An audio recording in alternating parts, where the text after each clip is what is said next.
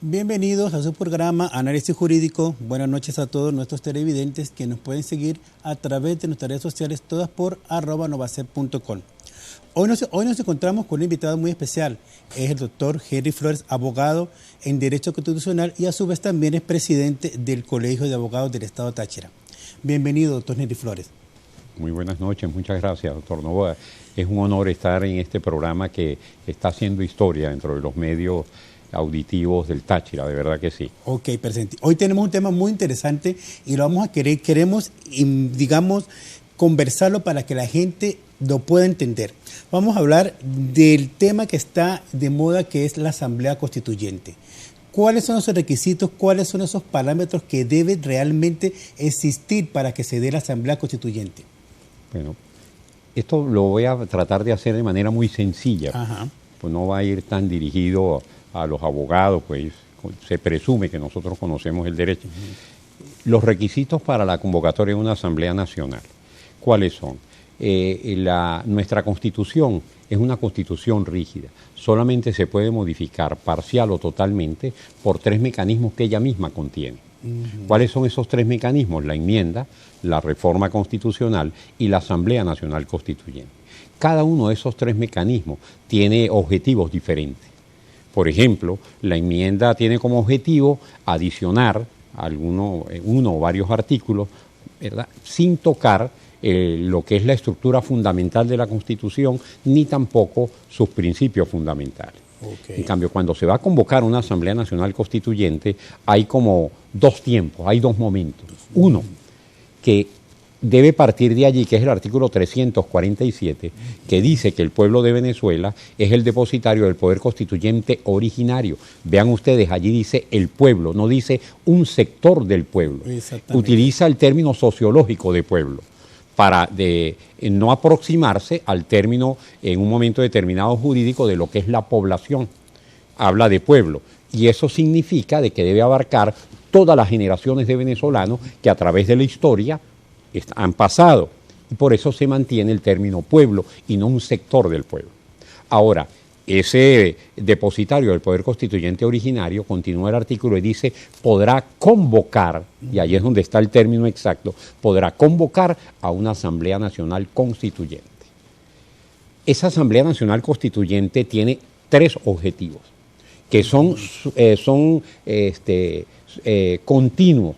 No podemos convocar una Asamblea Nacional Constituyente para uno solo de los objetivos. Tienen que darse en la convocatoria los 3. ¿Cuáles son? Según el texto constitucional vigente. Refundar la República, crear un nuevo ordenamiento jurídico y redactar una nueva Constitución. Cuando dice "y", ahí es donde está gramaticalmente el sentido de la interpretación que tenemos que darle. No dice "o", porque si dijese "o", pudiese ser alguno de los 3. Pero cuando se convoca una Asamblea Nacional Constituyente, debe cumplir el cometido de los 3 objetivos. Lo que literalmente quiere decir la Constitución. Claro, porque hay una razón muy sencilla. Si hay un nuevo texto constitucional, queda derogado tácitamente el ordenamiento jurídico anterior que se oponga o que sea contrario a los nuevos principios constitucionales. Claro. Y si voy a redactar una nueva Constitución, es porque voy a tocar en un momento determinado los principios fundamentales de la Constitución anterior. Por eso es que los 3 tienen que darse de manera simultánea. Ahora, ¿quién convoca? Es el pueblo. ¿Y cómo lo convoca? Y entonces ahí es donde hay alguna duda de la interpretación, que no es tal. ¿Cómo lo convoca? Bueno, a través de un referéndum consultivo que tiene que hacerse y el pueblo participa si la iniciativa que está en el 348 del que la haya activado le parece viable o no. Ahí es donde está la convocatoria. El 348 dice quiénes pueden tener iniciativa para tratar de impulsar el proceso de una Asamblea Nacional Constituyente. Y desde luego que aparece el presidente en una decisión tomada en Consejo de Ministros. Que por cierto, hubo un detalle que hay que resaltar. El presidente Maduro, en un acto de masa, anunció y le estampó la firma al decreto, llamando la convocatoria a la Asamblea Nacional Constituyente. Ahí no estaba en una reunión de Consejo de Ministros. Después, claro, como a las 3 o 4 horas, es que se reúne con el Consejo de Ministros y entonces aprueban ese decreto. Lo que quiere decir que él lo hizo públicamente y al estamparle su firma, estaba como ya dándolo por cierto sin haber pasado con un requisito formal que es que debe ser aprobado en Consejo de Ministros. ¿Y quiénes son el Consejo de Ministros? La reunión del presidente, el vicepresidente y los ministros. Eso es lo que se conoce en el texto constitucional como el Consejo de Ministros. Ahora, esa iniciativa él la plantea y establece algunas condiciones de cómo debe darse, cómo cree él que debe darse ese proceso de Asamblea Nacional Constituyente. ¿Tiene ya la Constitución establecidas o él puede en algún momento, digamos, no, el que está planteando la iniciativa puede establecer algunas condiciones. Por eso es que el que convoca es el pueblo. El pueblo en el referéndum consultivo aprobará o no las condiciones que el de la iniciativa esté colocando. Ahí es donde está. Ahora, ¿qué sucede? Oye, que todas las condiciones que está tratando de colocar el presidente en esta iniciativa, pues son inconstitucionales.